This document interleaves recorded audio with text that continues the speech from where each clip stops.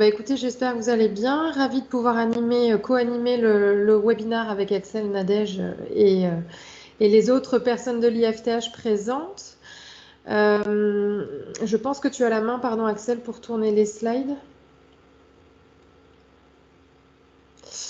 Voilà, donc vont intervenir effectivement donc Tiffany Laurin, c'est moi-même, donc je suis la directrice commerciale et marketing de l'Institut. Et puis après, je vais bien sûr laisser la parole à Axel et Carole côté R&D. Qui vont vous faire une belle présentation des sujets d'actualité que l'on travaille au sein de l'IFTH. Alors, l'Institut français du textile et de l'habillement, je pense que tout le monde nous connaît, mais en une phrase pour vous repréciser un petit peu qui nous sommes. Donc, on existe depuis bien longtemps. Et donc, nous, on a 3 axes de développement. Tout d'abord, on travaille sur de la R&D, puisqu'on a des équipes R&D qui sont à disposition des entreprises pour travailler sur toute une thématique de sujets en lien avec les problématiques de la filière textile. Et en l'occurrence, ce soir, on va vous faire un panorama des thématiques qui nous arrive de travailler sur tout ce qui est éco-responsabilité et surtout recyclage pour ce soir. On a un deuxième pan d'activité où nous réalisons des tests sur un certain nombre de produits avant de les mettre sur le marché. Et donc, on a également une casquette de certification puisqu'on certifie les produits, donc les équipements de protection individuelle. Et puis, on a aussi acteur sur la labellisation puisque nous sommes le représentant français de Ecotex. Et enfin, on a un troisième volet sur lequel nous sommes très actifs, c'est sur la formation des collaborateurs, puisqu'on a un catalogue de formation qui est assez varié. Formation qui s'adresse à toute la filière textile, des formations plutôt de niveau initiation comme des formations de niveau perfectionnement, et avec un certain nombre de formations, bien évidemment, sur la thématique du soir, donc sur l'éco-conception, voire le recyclage.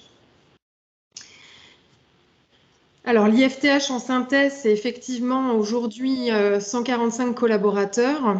On est basé, donc notre siège, notre plus gros pôle est basé à Lyon, où on a nos équipes principalement de R&D et aussi nos équipes de tests et essais.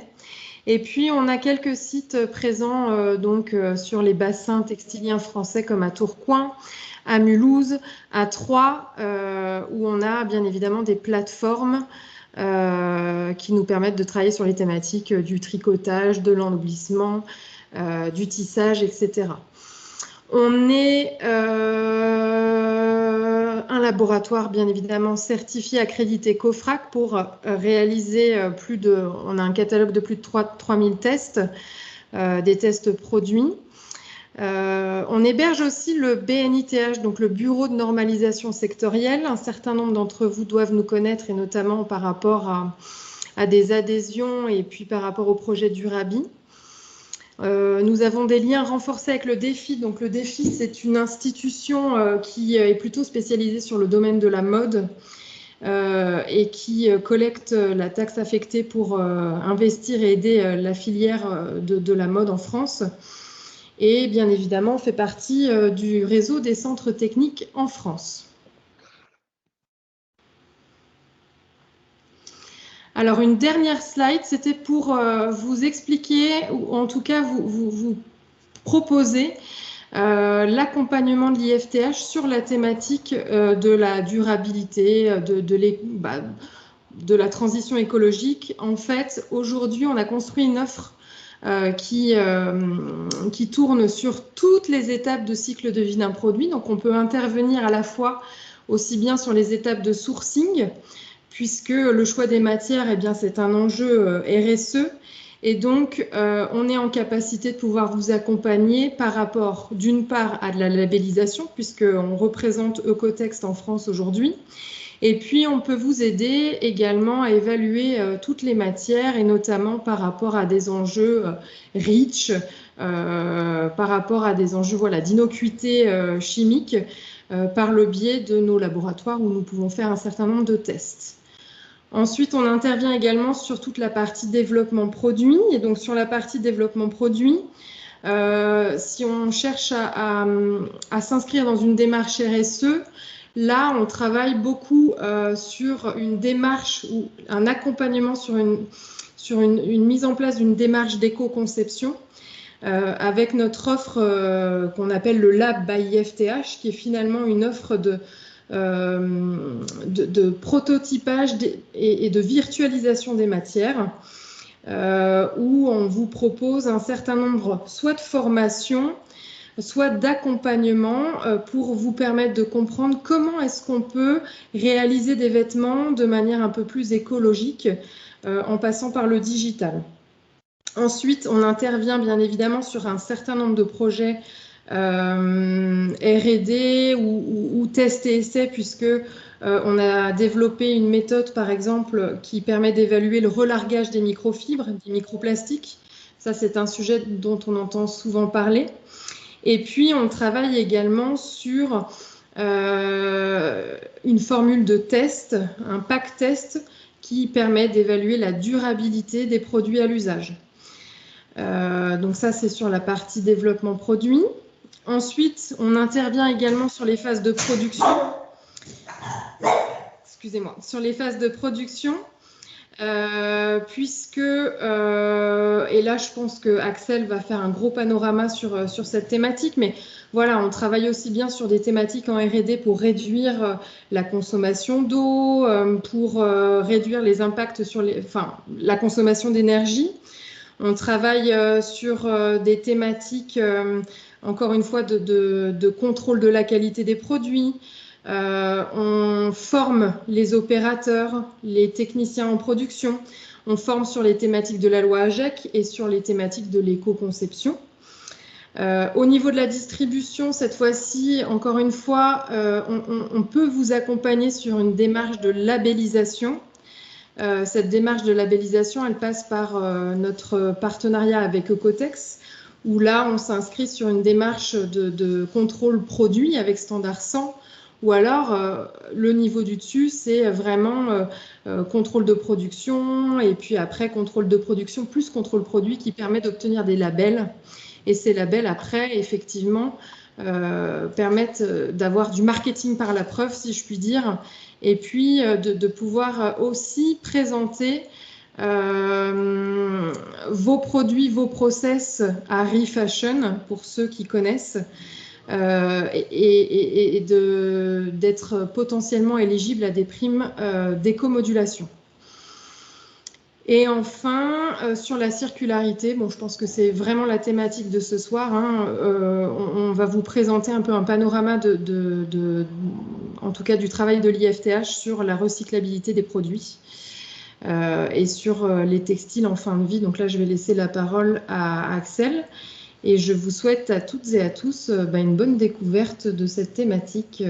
Merci beaucoup en tout cas. Merci Tiffany. Déjà, bonjour à tous. Merci d'être aussi nombreux ce soir. Je vais commencer déjà par vous montrer une petite vidéo un petit peu qui resitue le contexte actuel des déchets dans l'industrie de la mode et l'industrie textile. Hop. Alors, j'espère que vous voyez bien. Si ce n'est pas le cas, n'hésitez pas à me le dire. Hop. Voilà. Pour l'instant, ça va.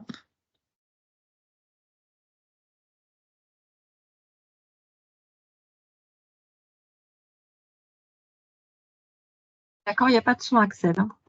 Oui, il y a juste à lire. Ok.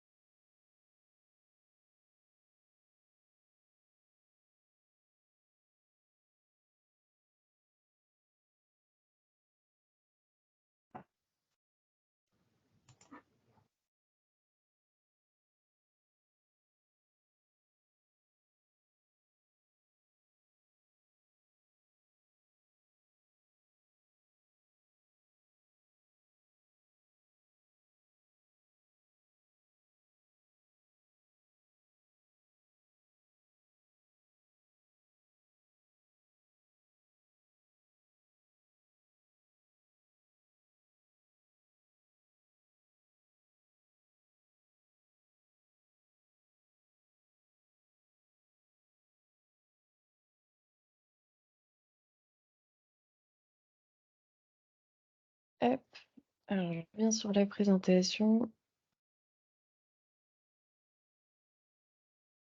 Alors.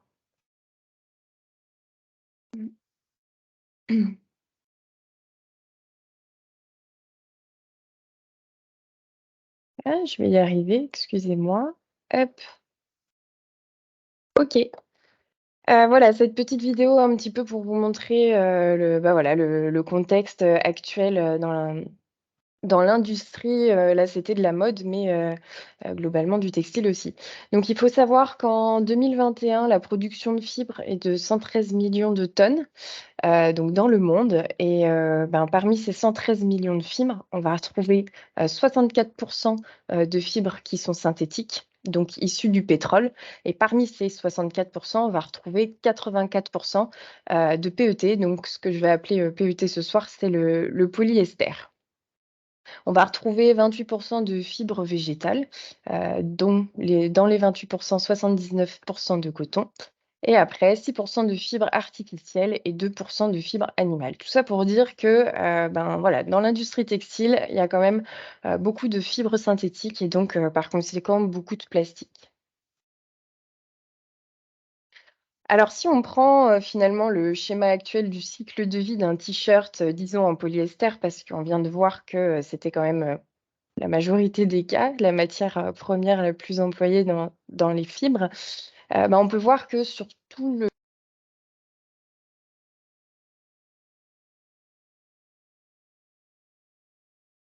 Axel, ton micro est coupé. Ouais, moi, je t'entends. On ne t'entend plus. Ton micro est coupé. Ah, OK. Je ne sais pas pourquoi. Vous m'entendez là? Oui, c'est bon. OK. Tac, tac, tac. Donc où est-ce que j'en étais? Je racontais tout simplement que, si on prend le schéma de cycle de vie d'un t-shirt en PET, parce que c'est la matière qu'on va retrouver le plus souvent finalement, on voit que sur tout le cycle de vie, on a quand même un fort impact environnemental, que ce soit du sourcing de la matière, mais aussi par l'ennoblissement, parce qu'on va avoir toutes ces teintures ou ce genre de choses. Hem, mais aussi l'utilisation par, les nombreux lavages de chaque particulier jusqu'à la fin de vie.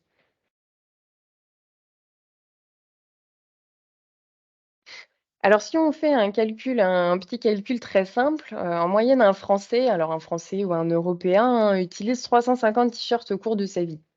Sur ces 350 t-shirts, d'après les chiffres, publiés, hein, dans des publications, il y aurait que 34 qui sont collectés.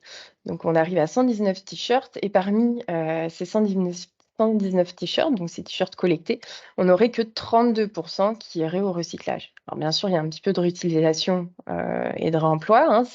C'est aussi le schéma qu'il faut favoriser, c'est le circuit le plus court. Mais on a énormément de t-shirts qui vont, aller, à l'enfouissement et qui ne vont même être jamais, collectés. Donc ce qui représente au total, moins de 10 de recyclage. Mais alors là, on parle des t-shirts, mais finalement, donc t-shirt qui fait partie, de la catégorie textile, linge de maison, chaussures. Mais en fait, du textile, on en retrouve partout. On va retrouver dans les vêtements professionnels, les EPI, les textiles à usage technique, les chutes de production. Voilà. Et donc tout ça pour dire que, on a environ 10-11 de recyclage, pour les TLC, mais quand on regarde les autres secteurs, c'est encore pire. On est à 2,6 0,25 pour les textiles à usage technique et pour les chutes de production à 5 Donc on a vraiment un gros travail à réaliser, là-dessus, parce qu'on a d'une part, la baisse de qualité, des vêtements mis sur le marché. Ça, c'est une chose avec la fast fashion. On développe de plus en plus la revente, entre particuliers, hein, le réemploi, donc ça, c'est super, mais au bout de 3, 4, 5 réemplois et encore 5, je pense que c'est déjà, beaucoup, on va avoir le t-shirt qui va se dégrader, qui va, se trouer. Bref, il ne sera plus réutilisable, plus réparable, peut-être même dans certains cas, où là, effectivement, on va devoir essayer de le recycler. Et puis, on va avoir aussi cette législation, cette loi anti-gaspillage, économie circulaire, qui va être de plus en plus stricte. Et donc, par le biais de cette loi-là aussi, on va devoir augmenter le recyclage et augmenter, par exemple, l'incorporation de matières premières recyclées dans nos produits. Alors là, quelles sont les différentes étapes lorsque un textile est en fin de vie? Tout d'abord, on va le collecter, ensuite on va le trier, le délisser. Je vais revenir sur chaque partie plus précisément. On va devoir le mettre en forme et ensuite on va passer à ces étapes de recyclage. Donc juste 2-3 petits mots sur la collecte. Bon, c'est pas mon domaine d'expertise, mais voilà, c'est histoire de voir surtout, finalement, quel point de collecte on peut utiliser, nous, en tant que particuliers. Notamment pour les textiles, linge de maison, chaussures. On voit qu'il y a surtout les bornes publiques, et puis qui sont utilisées en majorité. Puis après, on a les bornes privées, les associations, les déchetteries, les magasins ou encore les points ponctuels, typiquement des collectes dans des écoles ou ce genre de choses. Donc on voit que les PAV, donc les points d'apport volontaire, n'ont pas beaucoup évolué depuis les dernières années.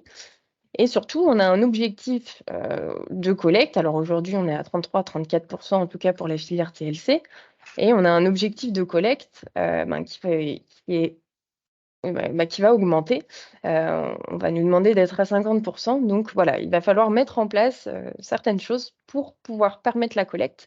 Et sans collecte, il n'y a forcément pas de réutilisation, pas de réparation, pas de réemploi et pas de recyclage. Donc tout part de là finalement.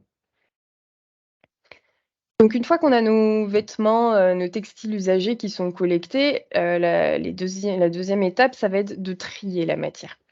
Donc on a différents types de tri. On a tout d'abord un tri manuel, donc réalisé par des opérateurs, où là on va pouvoir distinguer la crème, donc c'est les textiles réutilisables, du non réutilisable.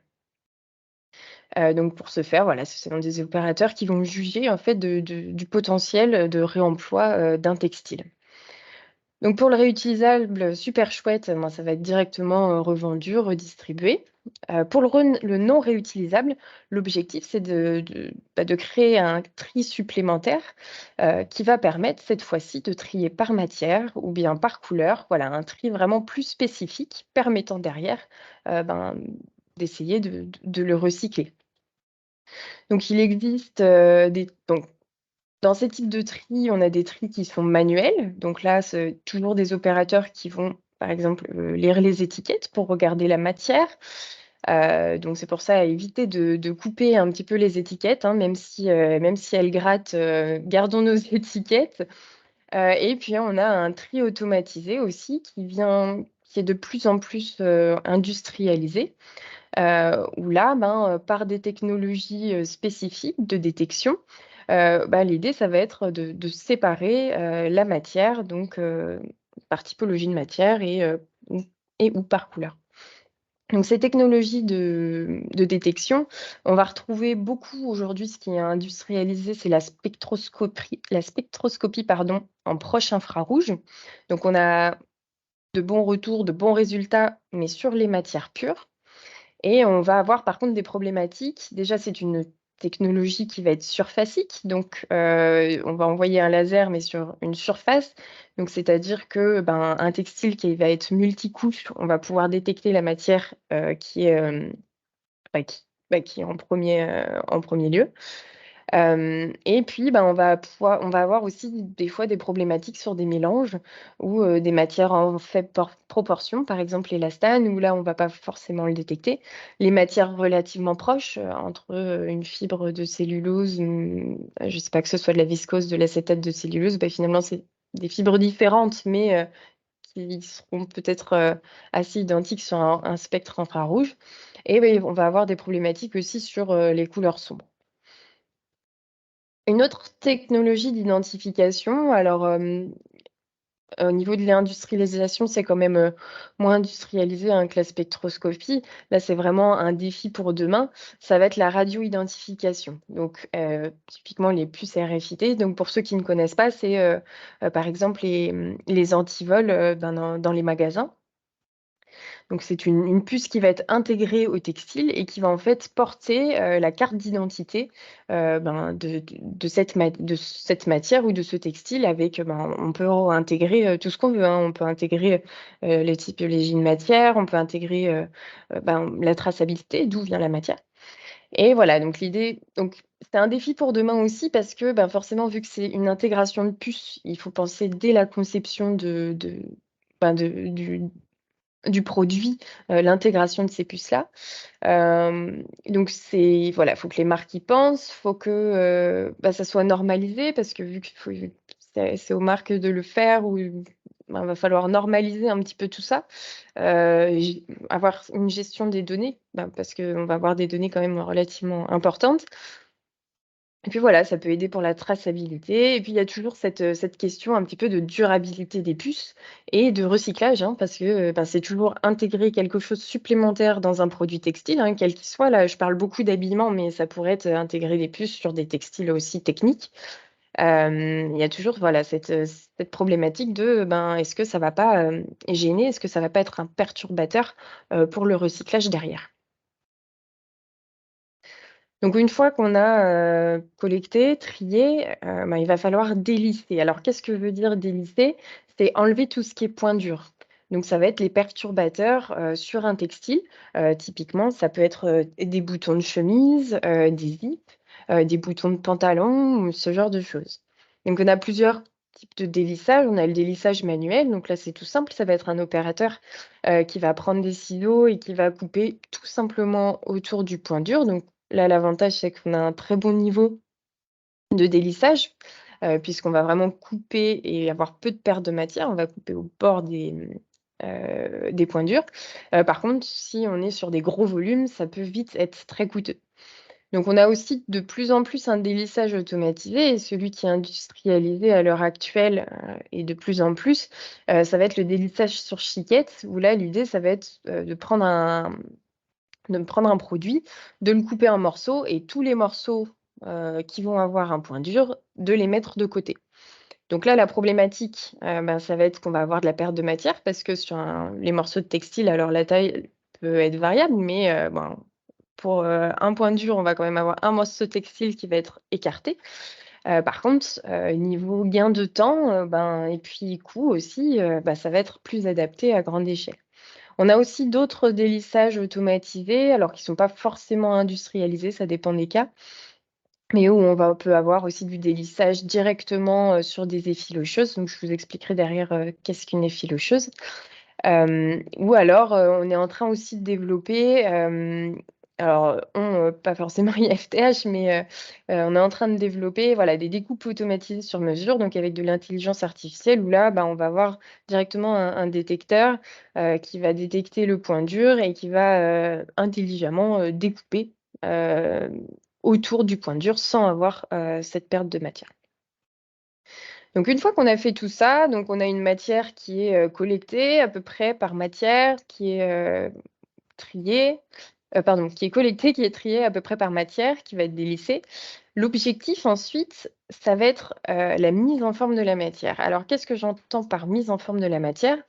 C'est vraiment trouver une géométrie de cette matière qui va être adaptée non seulement au gisement, donc que ce soit des textiles, des TLC, que ce soit des textiles techniques, voilà, mais aussi qui va être adapté à la typologie de recyclage que l'on aura choisi. Parce qu'en fonction de la préparation de matière, derrière, il y a certains recyclages qui vont nécessiter par exemple plutôt du broyage, plutôt de la découpe, plutôt de la densification. Donc voilà, pour ce faire, en fait, on a des procédés de division de la matière, hein, de mise en forme, tels que l'effilochage, donc qui permet vraiment de revenir à cette étape de fibre. Ce sont des gros rouleaux avec des pics qui permettent de passer en fait d'une étoffe, d'un tissu, d'un tricot, peu importe, de nouveau à une fibre. On a des procédés de découpe, donc là, c'est tout simplement des guillotines qui vont venir découper les textiles. C'est possible d'en mettre plusieurs à la suite, par exemple, pour obtenir des petits carrés. Ou alors, on a des broyeurs aussi qui sont adaptés. Alors, il faut être vigilant aussi parce que voilà, en fonction des matières du textile, il faut bien choisir son broyeur, mais il y a des broyeurs adaptés pour les technologies, cette typologie de matière.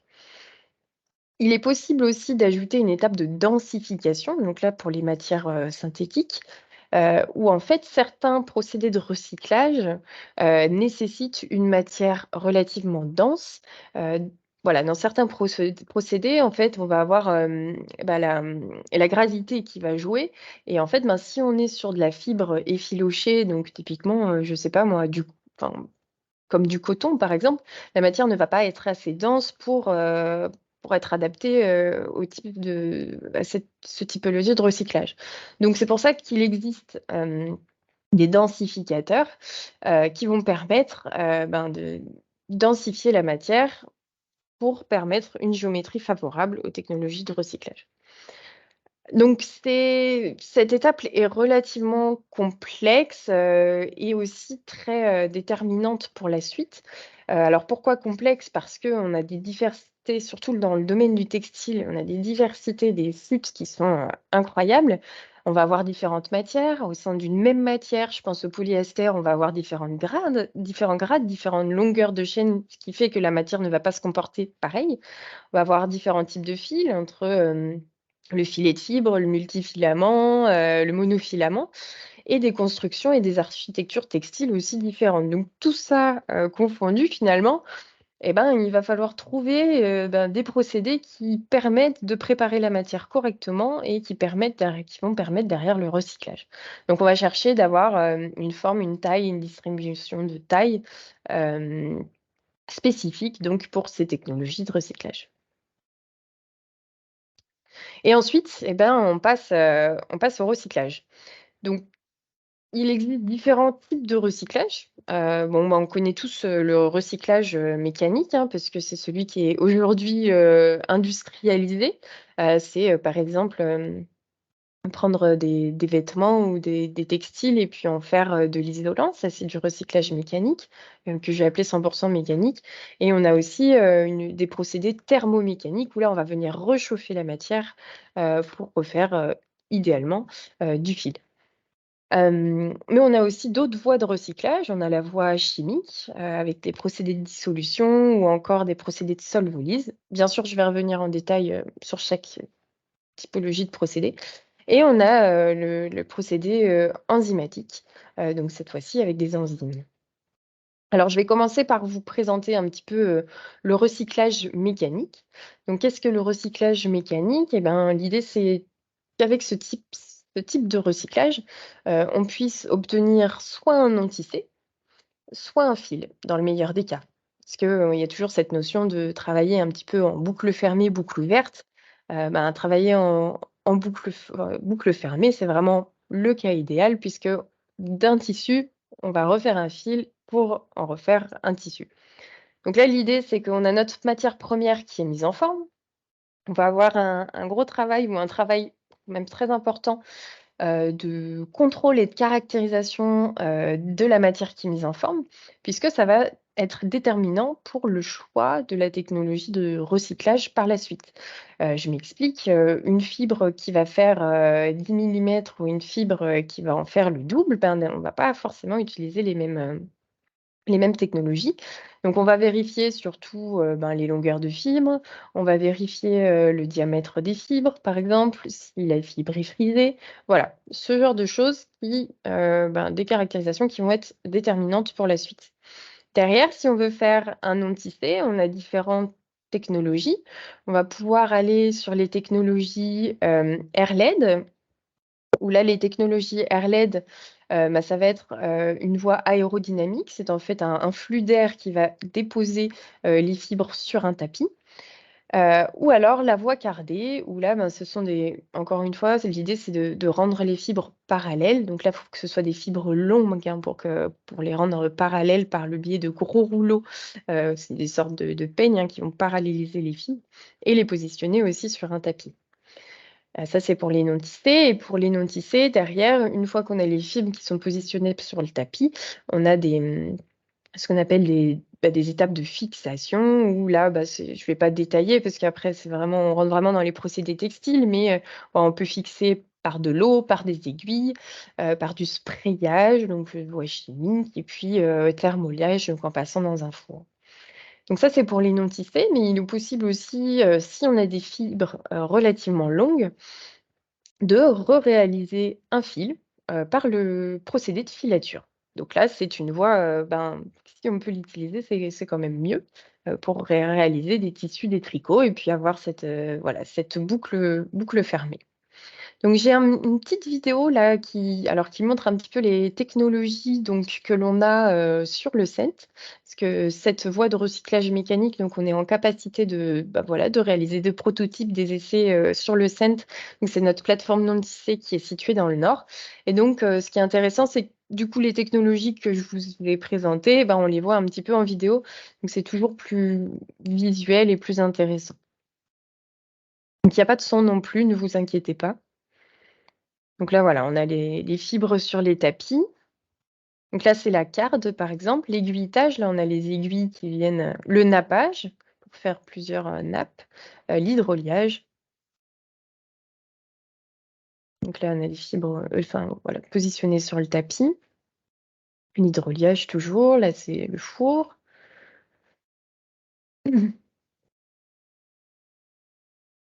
Là, c'est le non tissé qui sort du four. Et voilà, la voie aérodynamique, là, typiquement la spike, donc c'est un flux d'air qui va déposer sur un tapis.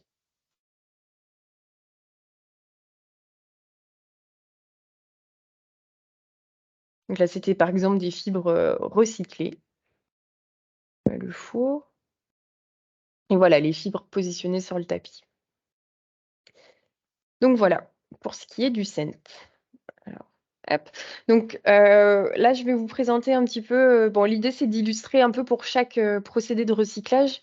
C'est d'illustrer par des projets que l'on a fait en R&D. Voilà, pour aussi comprendre et vous montrer ce que IFTH est aussi en capacité de faire. Donc là, en tout cas, ce projet, c'était Carfil. Et l'objectif, c'était étudier la qualité de fil post-recyclage. Donc, on parle toujours de recyclage mécanique. Donc, on a récupéré des déchets textiles. En l'occurrence, c'était des pulls. On les a découpés, effilochés. Et donc là, on a vu que les tailles de fibres étaient suffisamment importantes ou les propriétés étaient suffisamment intéressantes pour choisir la voie, cardage et filature. Donc, on a pu analyser le comportement de différentes matières recyclées à base de coton, polyester, laine acrylique, puisque c'est un procédé où on peut utiliser de tout type de matière. On a qualifié les fibres effilochées et évalué aussi leur potentiel de réutilisation dans le secteur de la maille, et textile et habillement.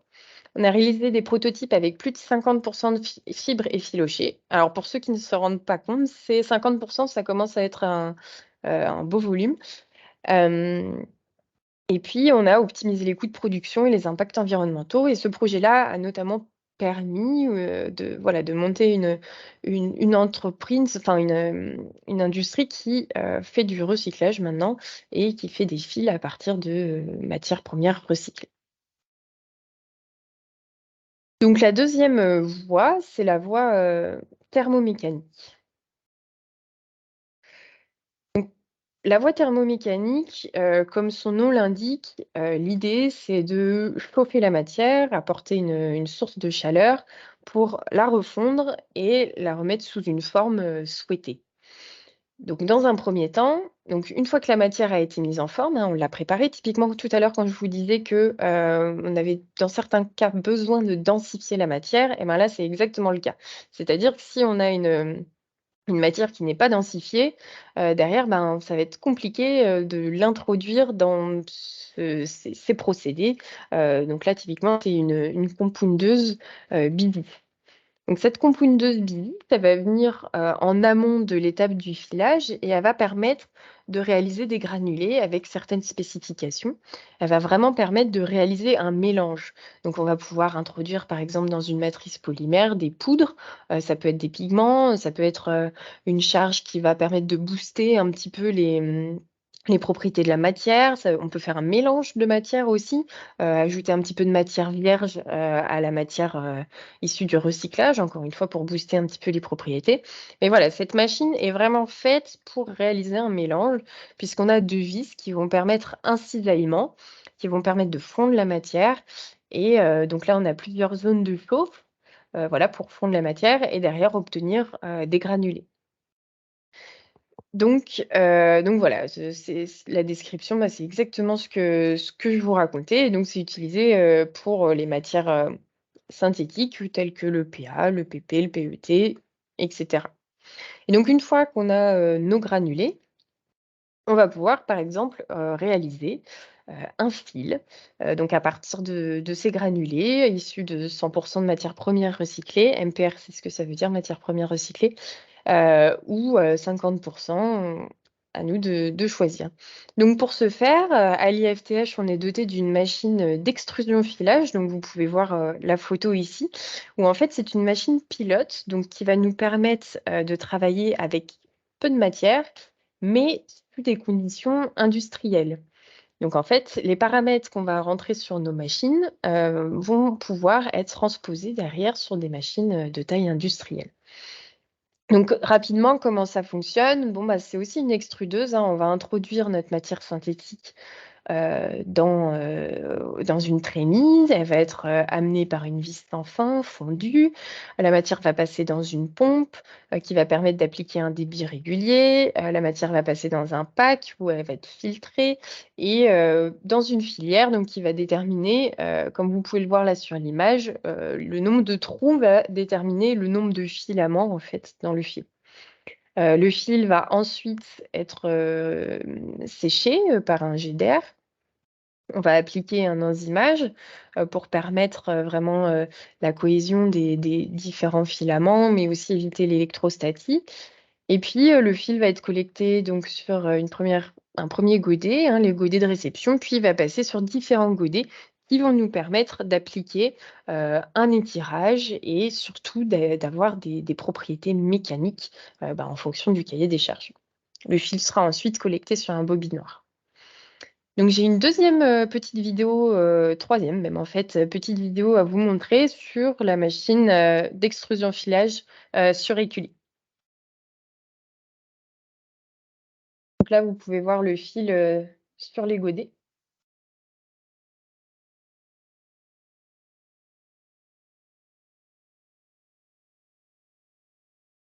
Là, c'est les godets de réception.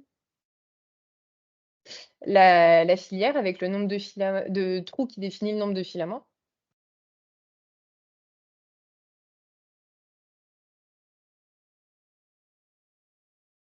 Et ensuite, le fil est collecté sur un bobinoir. Hop, alors là, je vais vous présenter 2 projets. Un projet, donc qui a été réalisé maintenant il y a quelques années, cette fois où on travaille en boucle ouverte. L'objectif, ben, c'était le recyclage, du polyester, donc de bouteilles, par voie fondue pour obtenir des multifilaments. Donc là, je vais parler de 2 types de grades. Comme je vous disais tout à l'heure, le polyester, ben, quand on dit polyester, on a un peu tout et rien dit, dans le sens où, ben, cette matière, en fonction des tailles de chaînes de polymère, on va pas avoir, les mêmes propriétés derrière, ça c'est une chose, puis on va pas avoir les mêmes températures de fusion. Enfin voilà, il y a beaucoup de choses qui vont changer et notamment, en termes de paramètres, machine. Et là, l'idée, c'est qu'on est parti d'un PET de bouteille, donc qu'on appelle grade technique, avec des longues chaînes polymères, donc des très bonnes propriétés, où en fait, on a réalisé des granulés et on a pu filer, faire du filament, enfin des filaments, et obtenir un fil. Alors, il faut savoir que, ce type de recyclage, a plutôt tendance à dégrader la matière. Alors on peut toujours optimiser les conditions, les paramètres machine pour dégrader un minimum la matière, mais vu qu'on va chauffer et sous conditions en général, bah, sous air, donc en présence d'humidité, on va avoir tendance à couper les chaînes, de polymères et par conséquent, avoir une perte de propriété mécanique.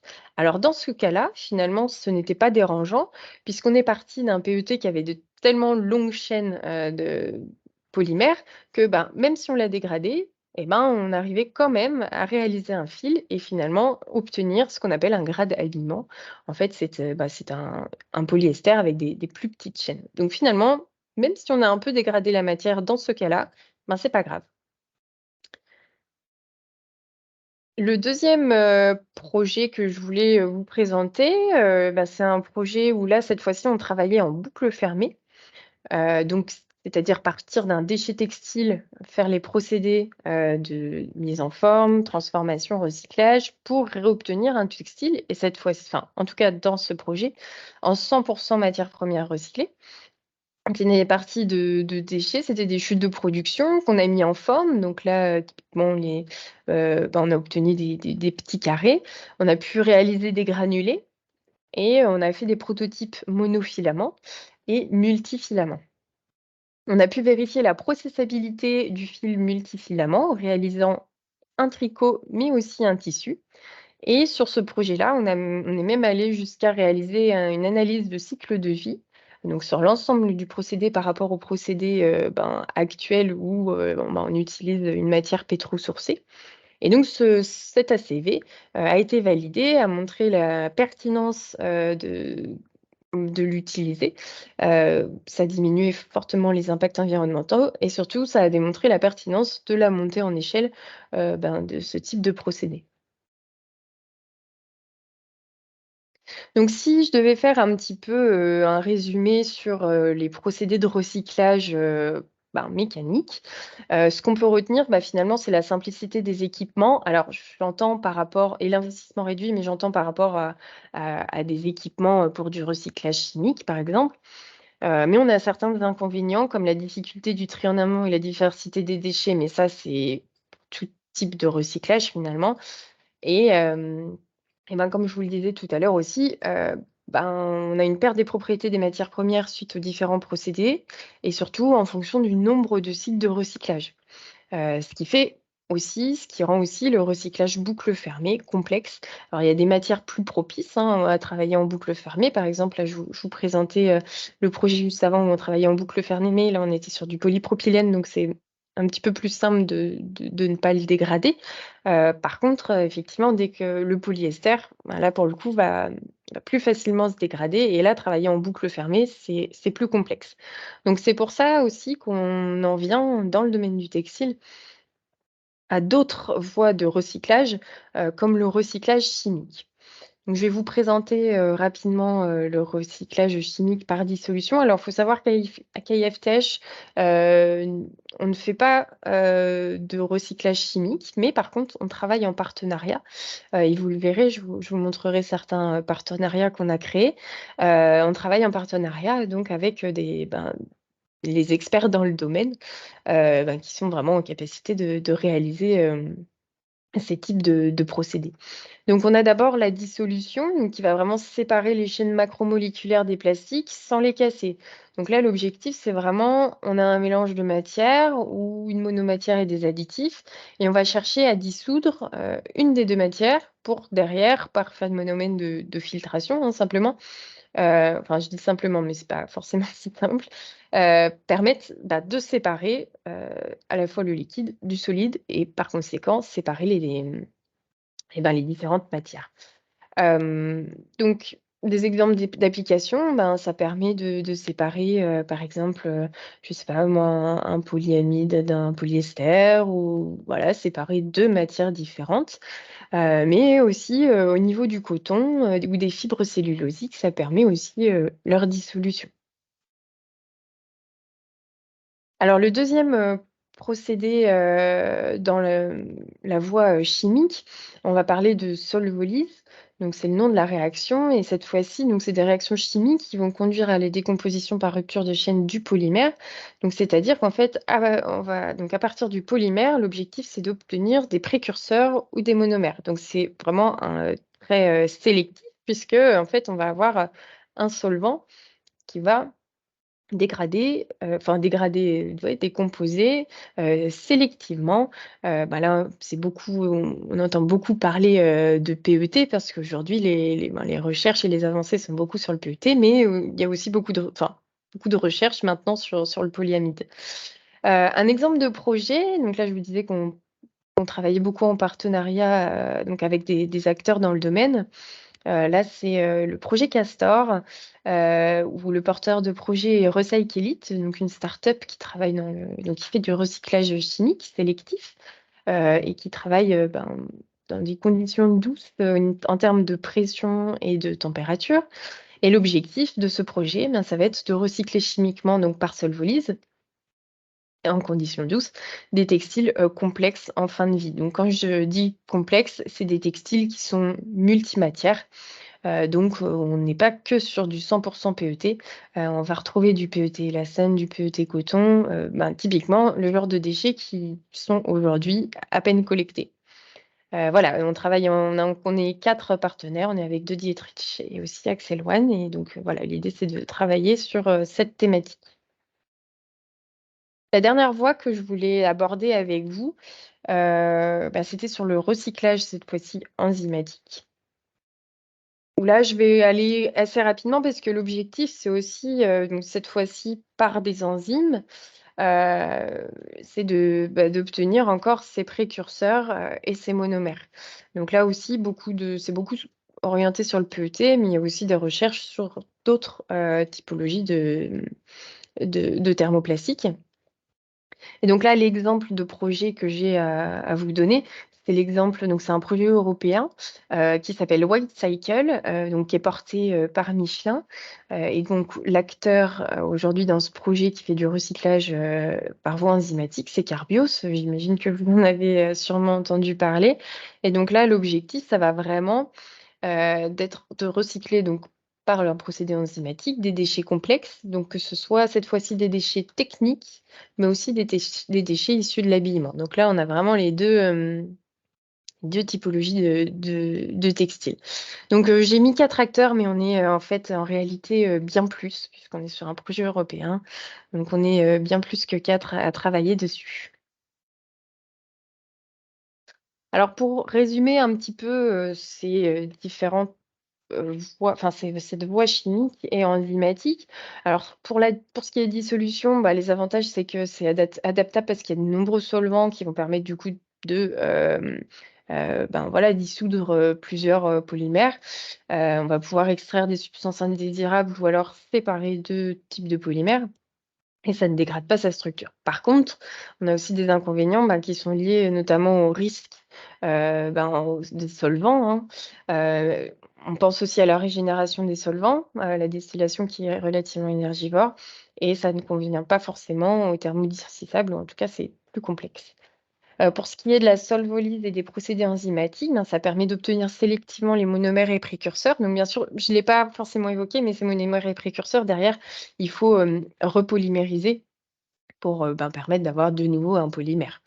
Et on n'a pas de perte de propriété du polymère parce que finalement, à partir de ces monomères et précurseurs, on recrée une nouvelle matière, donc pas de perte des propriétés. Par contre, on a, aussi des inconvénients. Tous les plastiques ne peuvent pas être traités, hein. Là, on est beaucoup sur le polyester. Le polyamide, c'est un stade de recherche. On a des étapes de purification qui sont souvent nécessaires, donc ça prend du temps et c'est aussi coûteux. Alors là, j'ai un petit peu une, dernière slide pour vous présenter, l'activité recyclage, en R&D à IFTH. Voilà, un petit peu sur, qu'est-ce qu'on fait, en ce moment en R&D? On va travailler sur différents types de gisements, hein, donc que ce soit issu, de l'habillement, des textiles techniques, on fait de la recherche sur les EPI, sur des textiles post-consommation. Tout ça, ça comprend, des multimatériaux, des multicouches, des composites aussi, puisque dans les composites, il y a quand même une partie textile et forcément des textiles avec, des inductions, hein, polyuréthane, des contaminants, voilà, tous ces textiles, vraiment complexes et voilà, on est en ce moment en stade de recherche. Les typologies de matières, on va travailler sur du synthétique, donc PA, PP, PET, PU, voilà, tout type de matière, hein, naturelle, ça peut être du coton, la laine, artificielle, viscose, acétate de cellulose ou encore minérale, carbone, ou verre. Les voies de recyclage, on est en capacité à IFTH de travailler sur le mécanique, thermomécanique et chimiques enzymatiques, mais par le biais de partenariats, comme je vous l'expliquais tout à l'heure. Et on a différents équipements, donc que ce soit pour préparer la matière, on a les filochages, la découpe, le broyage, et on est en train d'acquérir dans quelques semaines un thermogranulateur qui va permettre justement de densifier la matière, mais à petite échelle, à l'échelle de dizaines de kilos. On a aussi des technologies de recyclage, donc que ce soit cardage, nappage, airlaid, filature, compoundage et filage. On va pouvoir aussi vérifier la processabilité des fibres ou des fils réalisés à partir de matières premières recyclées, donc en réalisant un tissu, un tricot ou une tresse. Et on a aussi des possibilités d'ennoblissement, donc adapter des protocoles de teinture, par exemple, aux matières premières recyclées. Tout ça à des échelles relativement petites, entre guillemets, et des échelles pilotes, donc qui vont nécessiter peu de matière vraiment pour faire des proof of concept et derrière peut-être monter en maturité et monter en échelle pour une industrialisation. Et les domaines d'application, ils sont vraiment très variés, puisqu'on va être sur de l'habillement, de la mode, du luxe, des textiles techniques, sport et loisirs, et j'en ai peut-être oublié. Et le dernier mot, c'est qu'on essaye de travailler en boucle, enfin on travaille en boucle ouverte, mais on essaye aussi de plus en plus de travailler en boucle fermée pour vraiment créer ce cercle vertueux et, et permettre différents cycles de recyclage sans forcément trop impacter les propriétés de la matière. Je crois que j'ai fini. Exactement. J'ai fini. Merci beaucoup pour votre attention. Merci encore d'être aussi nombreux. C'est très chouette. Et je suis avec une collègue, Carole Aubry, qui était présentée au début de la présentation. Donc on est là pour répondre à vos questions, et pas que Carole aussi. On est toute une équipe CFTH Oui. pour essayer de Il y a une répondre au partie de mieux. l'équipe qui a déjà commencé en fait. Ah ok, j'ai pas On est en cours, Axel, tout va bien. J'avais l'œil sur l'horloge et je me disais à quel moment je vais lui mettre un coup de stress, ma pauvre. Et tu vois, c'est Du coup, l'équipe a commencé à faire le travail derrière. Eh ben, c'est top. Est-ce qu'il y en a qui veulent prendre la parole? Il n'y a pas de souci. Voilà, on est vraiment toute une équipe IFTH pour répondre au mieux à vos besoins et vos questions. Voilà, merci beaucoup. Nadège, je te laisse reprendre le lead si tu veux. Oui, alors je vais essayer de ne pas trop tousser. En fait, je pense que sur tes premières slides, est-ce que tu peux juste repréciser le périmètre de tes chiffres sur le recyclage? Parce qu'il y avait des chiffres qui étaient opposés, ou alors peut-être que les personnes qui posaient la question sur les chiffres peut-être pourraient que j'ai mal, donner la source pour qu'on puisse comparer. En tout cas, toutes les sources, alors c'était sur quel slide? Toutes les sources sont citées. Enfin, en général, voilà, là par exemple, c'est Perfectaire. J'ai essayé de citer toutes les sources que j'utilisais justement. Donc n'hésitez pas, pendant le replay à regarder. Et je m'excuse d'avance si j'ai fait une erreur sur ma présentation. C'est pas du tout le but de diffuser des informations qui ne sont pas correctes. Tout est sourcé, donc c'était pas le souci, c'était juste sur le périmètre. Je pense que Carole a déjà fait Je me suis beaucoup appuyée sur Perfectaire, un rapport qui a été réalisé en 2023. Le rapport aussi d'activité de Refashion pour les TLC en 2021. Et il y avait Refashion et aussi sur les données de l'ADEME. Voilà. Globalement, un petit peu. Voilà, s'il y avait des chiffres opposables, on prend aussi, hein, évidemment, on peut échanger. Oui, n'hésitez pas. On peut échanger là-dessus. Mais je pense qu'effectivement, et Carole Aubry Vénéveau nous l'a précisé un petit peu plus bas, c'est sur le périmètre simplement. Je vous laisserai remonter les questions. Je vais aller assez rapidement, on prend une dizaine de minutes pour les questions, parce que normalement on est sur 1 heure, là on est en train de dépasser un petit peu. Pour l'agrément, je pense que Carole Garbowski a également répondu pour la demande d'agrément de système de collecte et de traitement, donc c'est auprès du ministère de l'Environnement. Est-ce que les accessoires textiles entrent dans le scope, donc exemple trousse, pochon, entrent dans le scope du recyclage textile? A priori. Alors pourquoi pas, après encore une fois, il faut que ce soit collecté. C'est tout l'enjeu aussi, hein. C'est que aujourd'hui, si on a une trousse usagée, on va pas forcément penser à les mettre dans des bornes spécifiques. On va peut-être les mettre plutôt à la poubelle. Donc voilà, tout part de la collecte. Et après, si c'est à base de textile, oui. Mais voilà, il y a aussi une partie délissage avec enlever le zip. Bon, tout ce que je Voilà, vous ai alors expliqué. en fait, il y avait une question sur le bouton et les zips, comment on les recycle. Alors, c'est entre guillemets hors produit textile. Mais je Ouais, sais pas bonne s'il y a question. d'autres. Là, j'avoue que je sais pas si d'autres ont plus d'éléments, mais après, voilà, j'imagine qu'il y a peut-être de la réutilisation, enfin, j'espère en tout cas. Est-ce qu'il y a une filière de recyclage? Est-ce que après, ça dépend aussi, il y a différentes matières, hein. On peut être sur des objets métalliques comme des objets en plastique, donc c'est aussi une diversité de points durs qui est voilà, relativement importante. Donc là, j'avoue, que j'ai pas forcément plus d'éléments. D'accord, donc à creuser. Comment sont faites les caractérisations avant intégration des matières premières? MP, je suppose. MP. Ouais. À quel niveau? Alors, c'était 17h37, hein, la Euh, question. Voilà, j'avoue, dans le fil de la- Caractérisation. Ça dépend En si c'est fait, des ça. fibres en amont Exactement. ou des Voilà. matières, effectivement, il y a la caractérisation des fibres qu'on peut réaliser pour le recyclage mécanique, par exemple, les longueurs de fibres, et cetera. Et puis il y a les caractérisations plutôt, de type, pour les polymères, hein, polyester, polyamide, qui peuvent être faites, qui ne sont pas les mêmes. En fait, on va pas regarder les mêmes niveaux de caractérisation en fonction des matières premières et des procédés de recyclage qui seront utilisés, ultérieurement. Donc Disons que pour les thermoplastiques, on va pouvoir regarder un petit peu les propriétés thermiques, faire de la rhéologie, vraiment regarder la matière et son comportement en fonction de l'apport de chaleur et du cisaillement. Après, voilà, sur des matières naturelles et un recyclage mécanique, on va pas du tout regarder la même chose, ça va plutôt être sur les typologies de films. Ouais. Ok, pour les slides, alors on ne partage pas les slides parce que normalement on met le replay en ligne. Donc voilà, sauf s'il y avait un souci d'enregistrement, mais normalement à partir de demain ou début de semaine prochaine, le replay sera sur notre chaîne YouTube. Donc je vous laisserai aller le revoir. Comment identifier la matière? Là, il y a une réponse par Carole. Densification par voie thermomécanique pour obtenir des granulés de polymère.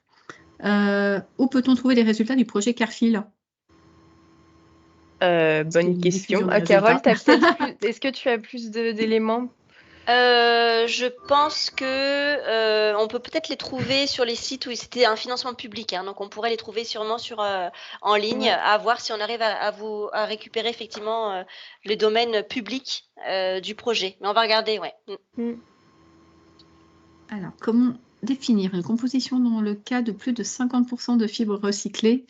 On ne pourra pas réaliser de test sur chaque produit. Je crois qu'on a eu la question dans un autre rendez-vous FTH, me semble-t-il.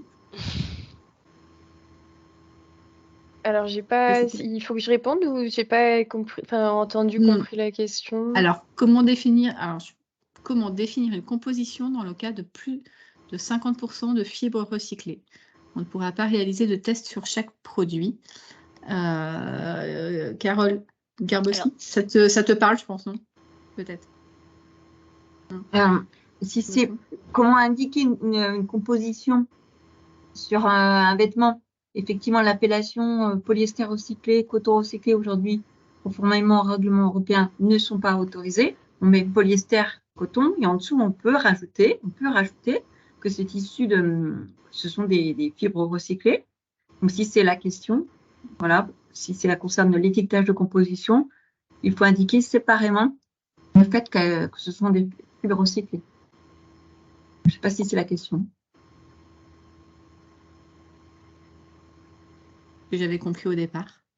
N'hésitez pas à revenir vers nous s'il y a besoin. Avez-vous une liste d'entreprises spécialisées dans le recyclage des matières utilisées dans la chaussure?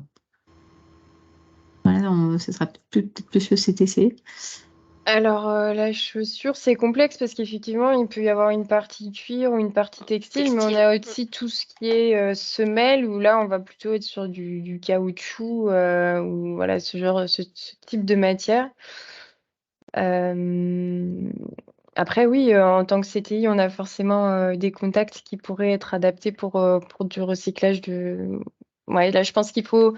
N'hésitez pas à nous envoyer un mail ou nous solliciter pour vraiment avoir le besoin spécifique parce que, en fonction des types de chaussures aussi, on va pas aller chez les mêmes partenaires. Donc, bon, je sais pas si tu veux Ouais. ajouter quelque chose, Carole. Non, c'est ça. Je pense qu'il faut prendre contact avec nous pour qu'on puisse effectivement évaluer le besoin. Exactement, définir le besoin. Ouais. Il y avait des questions sur l'ACV aussi. Tu as parlé d'ACV, donc il y avait. Oui. Voilà. Il y a eu des réponses par ailleurs. La Sur, CV, il faut savoir on l'a réalisé par un cabinet spécialisé. Nous, on ne fait pas d'ACV. Voilà, c'est un peu comme le recyclage chimique, c'est-à-dire qu'on va travailler en partenariat avec des personnes spécialisées dans ce domaine. Et donc, Carole et Pascal ont répondu par ailleurs sur les impacts environnementaux. Après, encore une fois, on travaille sur un temps très court là ce soir. N'hésitez pas à revenir auprès des équipes pour approfondir ce type de questions. J'essaie de descendre rapidement. Très beau projet sur la voie chimique et enzymatique. Donc, aujourd'hui, si j'ai bien compris, nous sommes toujours en stade R&D. Est-ce qu'il y a déjà des étapes à l'échelle industrielle? Industriel, et il faut savoir que, alors en tout cas sur du chimique, oui, il y a des grands du recyclage du chimique tels que Eastman ou Loop qui sont en train de mémoire monter s'industrialiser en tout cas en France, parce que là je vous parlais vraiment de la France. Et après, il y a aussi Carbios qui monte en échelle. Donc, on est vraiment sur ces étapes d'industrialisation. Là, c'est en cours. Mais encore une fois, sur du PET et pas forcément sur des gisements textiles. Oui. Il y a des compléments d'information. Des gisements plutôt simples, comme j'ai expliqué, 100% PET ou avec très peu de polluants. Les mélanges plutôt complexes seront à venir, et là encore des études sont à mener. Je pense aux EPI, aux textiles techniques, voilà, il y a encore des choses à faire. Une question, travaillez-vous sur les mélanges intimes PAEA post-consumer? Donc polyamide élastane post-consumer. Oui, ça fait partie de la recherche du moment. C'est vrai que l'élastane est un contaminant qui est très, qui nous embête dans le recyclage. Parce que souvent, il est en proportion, 5-10%. Donc, oui, ça fait partie de nos recherches. Et effectivement, si vous avez un besoin lié là-dessus, on pourra apporter en tout cas nos connaissances, compétences et notre expertise à ce niveau-là. Ouais. Il y avait une question sur le recyclage des matières complexes de lingerie, justement avec un taux d'élastane important. Je pense que c'est la même réponse finalement. C'est un besoin entre guillemets spécifique, donc ça demande un échange plus approfondi que ce que l'on peut proposer ce soir. Qui peut nous aider pour le choix du broyeur ou effilocheur? Question sur les machines, visiblement. On peut me donner un retour d'expérience éventuellement. Mais... Alors voilà. À la limite, oui, on peut effectivement donner un retour d'expérience. Beaucoup de remerciements pour ta présentation, Axel. Visiblement, c'était intéressant, instructif. La question sur le document, de la même façon, à partir du moment où on met le replay en ligne, nous ne communiquons pas nos documents. Mais je vous enverrai moi le lien vers le replay dès qu'il sera disponible. Est-ce que je prends encore quelques questions. Est-ce que les chiffres de collecte ont évolué depuis 2 ans avec l'augmentation des sites de revente entre particuliers? Vos chiffres remontent à 2021, mais là, c'est les sources, encore une fois, et puis, que tu as citées. Quand on parle de collecte, alors Carole, tu peux rajouter aussi, Garbowski, tu peux rajouter des éléments si besoin. Mais quand on parle de collecte, c'est vraiment ce qui arrive dans les bornes. Et du coup, tout ce qui est site type Vinted ou de revente particulier, en fait, ça ne compte pas forcément dans la collecte, il me semble. Ok. Sinon, lorsque le vêtement est réutilisé, ce n'est pas un déchet. Voilà. Le vêtement qui est réutilisé n'est plus considéré comme un déchet. Après, il y avait Je crois qu'il y avait une remarque sur Accence, l'IFP, Toret, etc. Voilà, on n'a pas pu citer tous les acteurs. Voilà. On a fait un point focus sur les technologies de recyclage, mais effectivement, l'écosystème est vaste. Et Pascal a bien reprécisé qu'effectivement, les sujets sur l'élastane, Axel l'a dit, on travaille dessus, mais effectivement, nous, on a toute une activité d'activité privée. Et donc, il est évidemment hors de question pour nous de divulguer des résultats qui sont traités en contrat, parce que la confidentialité est cruciale dans ce Oui, domaine. bien sûr. 18h12, je propose qu'on stoppe la session pour aujourd'hui. Je pense que c'était déjà très riche. N'hésitez pas, Axel vous a mis son contact, mais vous Oui, avez je peux le également remettre là. l'adresse voilà. Vous avez également l'adresse commerciale@ifth.org pour toutes vos demandes entrantes. Voilà, ce sera redirigé vers les experts en interne. Merci beaucoup à tout le monde parce que vous étiez vraiment nombreux ce soir d'être encore présents. Merci Axel pour l'exercice de style en Merci 1 à heure et tous. quelques. Et puis, écoutez, moi, je vous propose de nous retrouver le mois prochain, début mars, pour un prochain rendez-vous thématique. Je vous souhaite une très belle fin de journée. Merci à Au tous, à revoir. bientôt.